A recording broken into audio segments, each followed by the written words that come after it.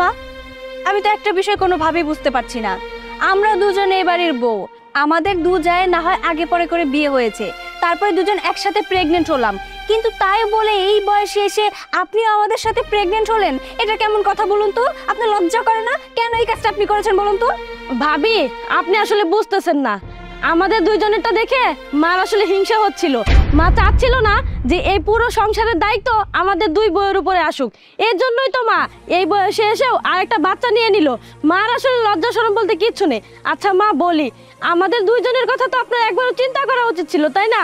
আমাদেরটা না হয় বাদই দিলাম, এই বাড়ির মান সম্মানের কথা তো একটাবার চিন্তা করে এই কাজটা করা থেকে বিরত থাকতে পারতেন। ছি মা। কিভাবে আবার করবে? এখন তো আমার মনে হচ্ছে সবকিছু শখে করেছে, তাই না মা?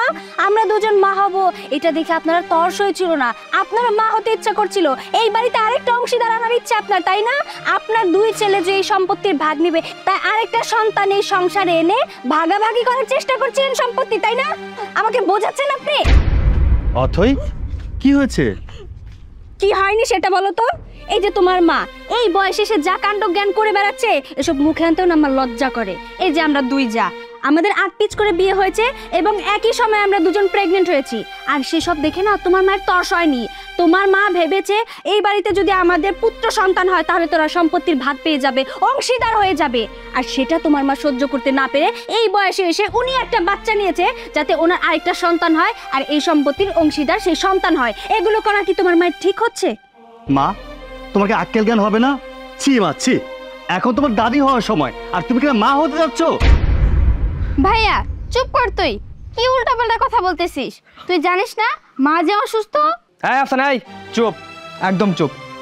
তুই ছোট মানুষের মতো থাক।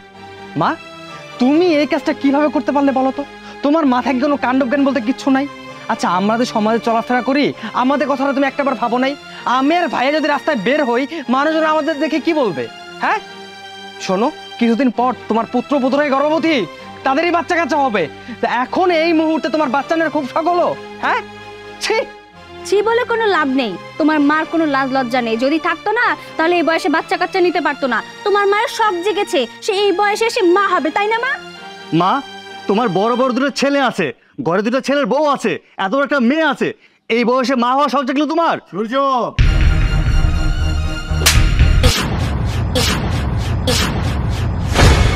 কি ব্যাপার বাবা, তুমি ভাইয়াকে মারলে কেন? ভাইয়া ভুল কি বলেছে? ভাইয়া তো ঠিক কথাই বলেছে। মার কি এই সময় প্রেগনেন্ট হওয়ার কি জরুরি ছিল? আফসানা, তুই বলতো এদিকে কি হয়েছে? আফসানা কি কইব? আফসানার কি কর্ণের আছে? আরে আমি হয়েছি পুরা কপালে, আসলে আমার কপালে সুখ নাই, এটাই হয়েছে বড় কথা। তা না হইলে আমার নিজের সন্তান আমার এত বড় অপমান দে। আমার শরীরটা কতদিন ধরে খারাপ, আপনারা কতবার কইছি আমার একটু ডাক্তারের কাছে নিয়ে যান না। এই 2 টাকা 4 টাকার ওষুধ এনে খাওয়াইয়া দিয়া জ্বর কইমা যায়, ব্যথা কইমা যায়, আমি ভালো হয়ে যাই। আমার ছেলে সূর্য, তুই কেমনে পারলি রে বাবা? আমি না তোর মা? তোরে আমি ছোটবেলা থেকে কত কষ্ট করে বড় করছি, তুই তো অন্তত আমার একবার জিজ্ঞেস করতে পারতি। ও মা, তোমার কি হয়েছে? প্রায় রাতে শুনি তুমি কান্নাকাটি করো, তোমার পেটে কিসের ব্যথা? একদিনও তো তুই জিজ্ঞেস করলি না, আমার মাথাটায় হাত দিয়া একবারও কইলি না মা তোমার কি হয়েছে? আরে শুভ তো ছোট, ও তো পাগল, ও না হয় একটা কথা কয়েই ফেলাইছে, আমি ওইটা মনে ধরি নাই। কিন্তু তুই আমার বড় সন্তান, আমি তো তোর আশা করতেই পারি। বৌমা, বাবা, আমি জানি না আসলে আমার পেটে কি বাচ্চা নাকি অন্য কিছু, কিন্তু আমার শরীরটা খুব খারাপ লাগে, খুব। আচ্ছা তুমি থামো থামো। সূর্য, তুই তো আমার বড় পোলা, হ্যাঁ? তোরে অনেক কষ্ট করে কিন্তু আমরা মানুষ করছি, লেখাপড়া শিখাইছি। তবে তোকে 2বারে লেখাপড়া শিখাইছি ঠিকই, শিক্ষিত বানাইছি ঠিকই, কিন্তু সুশিক্ষায় শিক্ষিত করতে পারি নাই। কারণ করতে পারি নাই এই জন্যই যে তোকে 2 ভাইয়ের মুখ দিয়া এই যে ভাষাগুলো বাইর হইলো, কেমনে রে কইতে পারলি? হ্যাঁ শুভ, কিভাবে বলতে পারলি তোর মারে? তোর মাঝে দিনের পর দিন অসুস্থ হইয়া দিন দিন পথে যাইতেছে, তোরা দুই ভাইকে খেয়াল রাখোস? আর খেয়াল রাখবে কিভাবে? ছোটবেলা থেকেই তো তোরা দুইটা ভাই শুধু খালি বাপের হোটেলে খাইছস আর মসজিদে আজান দিছস, ডিং ডিং করে বেড়াইছস বাদাই মারা। বিয়ে করাই দিছি মনে করছিলাম যে মানুষের মতো মানুষ হবি, না বিয়েও তো করছস সেরকম। আমার ভাগ্যটাই খারাপ। অনেক আশা করে বৌমা আনছিলাম আমি আমার ঘরে। বৌমা, কি করে তোমার শাশুড়ির এই কথাটা বললা? হ্যাঁ, একটা বার কি তোমরা চিন্তা করলা না যে তোমার শাশুড়ি এক পাও কবরে চলে গেছে? এখন যদি এই অবস্থা হয়, একটু বোঝার চেষ্টা করো নাই? হ্যাঁ, যে তোমার শাশুড়ি অসুস্থ। আর শুভ, তোরে কি কমু? তুই তো বাদাইমা ডিং ডিং করে খালি ঘুরে বেড়াস, সংসারের দিক কোনো মন নাই। কতদিন কইছি যে একটা কাম কাজ কর, না এই যে তোর বোর খাওয়া দাওয়া বরণ পোষণ কাপড় চোপড় কে চালায়? আমরা চালাই, আমরা। আর তোর মারে এতগুলা যে কথা কইলি মুখে কি একটু বাঁধলো না? ছি ছি ছি ছি ছি, সন্তান হয়ে এই মারে এইসব কথা কয়? ছোট বৌমা, তোমারে আমি আনছিলাম অনেক শখ করে আমার এই সংসারে, কিন্তু দেখলাম যে না, আরে তোমাকে ভিতরে কোনো মনুষ্যত্ব নাই, তোমরা অমানুষ। তোমাকে মার কি হয়েছে জানো? শুনবা? শুনবি তোরা তোর মার কি হয়েছে? আজকে আমি নিরুপায় হইয়া ডাক্তারের কাছে গেছি। ভুল আমারও হয়েছে। আমি এর আগে তোর মা যখন কইছে আমার পেটে ব্যথা, আমি অল্প বয়সের ওষুধ খাওয়ায় থামাই দিছি, মনে করছি যে সাইরে যাইবো। কিন্তু না, আজকে আমি ডাক্তারের কাছে যাইয়া আমি যা দেখলাম, এই যে ডাক্তারের প্রেসক্রিপশন, ডাক্তার রিপোর্ট দিল তোর মার পেটে 1 কেজি ওজনের টিউমার হয়েছে। এই টিউমারের জন্য তোর মা ঠিক মতো খাইতে পারে না, ঠিক মতো ঘুমাইতে পারে না, ঠিক মতো হাঁটাচলা করতে পারে না, ঘন ঘন বমি আসে। ডাক্তার আমার সবই কইছে। আর তোরা কি ভাইবা নিলি? সি সি সি সি সি সি। দেখ, এখনো সময় আছে, শুধরায় যা।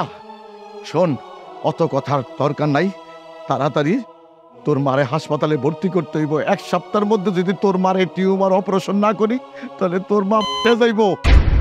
বাবা, আসলে আমরা বুঝতে পারিনি, আমাদের ভুল হয়ে গেছে বাবা। মাকে ভুল বুঝেছি। মা, আমরা তোমাকে ভুল বুঝেছি মা, আমাদের ক্ষমা করে দাও। হ্যাঁ বাবা, আপনি আমাকে ক্ষমা করে দিন। আসলে ওরা না বুঝুক, আমাদের 2 জায়ের অন্তত বোঝা উচিত ছিল, কারণ আমরা মেয়ে মানুষ। যেহেতু আমরা প্রেগনেন্ট হয়েছি, সে তো বোঝা উচিত ছিল মা আদৌ প্রেগনেন্ট কিনা। কিন্তু আমরা সেটা না বুঝে, আসলে আমরা বুঝতে পারিনি মার যে এত বড় একটা রোগ হয়েছে, মার পেটে যে 1 কেজির একটা টিউমার আছে। আসলে আস্তে আস্তে আমাদের মতোই মার পেটটা বেড়ে যাচ্ছিল, যার কারণে আমরা ভেবেছিলাম মা আমাদের মতো প্রেগনেন্ট। এই জন্য মাকে আমরা যা নয় তাই বলে অপমান করেছি। মা প্লিজ, আপনি আমাকে ক্ষমা করে দিবেন, আমাদের আসলে বোঝার ভুল ছিল। মা, ভাবি ঠিক কথা বলেছে, তুমি আমাকে মাফ করে দাও। আমি না জেনে না বুঝে কত কি না তোমাকে বলে ফেলেছি। মা, আমি তো তোমার ছোট ছেলে, তুমি আমাকে মাফ করে দাও প্লিজ মা। হ্যাঁ মা, আপনার ছোট ছেলে ঠিকই বলেছে, আমরা তো ছোট, মায়ের কাছে তো সন্তানরা কখনো বড় হয় না। নিজের মেয়ে মনে করে আমাকে আপনি ক্ষমা করে দেন। আসলে আমাদেরই ভুল, আমরা যদি আপনাকে অবহেলা না করতাম তাহলে আর আজকে এতগুলো কথা আপনাদেরকে শোনাতাম না। কি বলো, আমাদেরকে ক্ষমা করে দেন মা। বৌমা, তোমরা মন খারাপ করো না। আমার যতদিন হায়াত আছে আমি তো ততদিনই বাঁচব। তোমাকে কাছে আমার একটাই দাবি, আমার মাইয়াটারে তোমরা দেখো। আর তোমাকে কথা আমি কিছুই মনে ধরি নাই, তোমরা তো আমার সন্তান। আরে ভুল তো তোমাকে না, ভুল তো আমার যদি পেটে এটা না হইতো তাহলে তো আর তোমরা এই কথা কইতা না। শোনো, তুমিও বউ উপরে রাগ করো না। আসলে ওরা ছেলে মানুষ, কি কমো, অতটা জ্ঞান বুদ্ধি তো নাই। জ্ঞান বুদ্ধি যদি থাকতো তাহলে তোমারে ওইভাবে বলতো না। আর তুমি কোনো চিন্তা করো না, ডাক্তার বলে দিছে 1 সপ্তাহের মধ্যে অপারেশন করলে তুমি সুস্থ হয়ে যাবা। শোন, কান খুলে শুনে রাখ, তোরা 2 ভাই তাড়াতাড়ি প্রস্তুতি নে, টাকা পয়সা জোগাড় কর, অনেক টাকা পয়সা খরচ হইব। আগামী সপ্তাহে তোর মার অপারেশন, ওই টিউমার অপারেশন। এখন সেইটা কি করবি, সেইটা চিন্তা কর।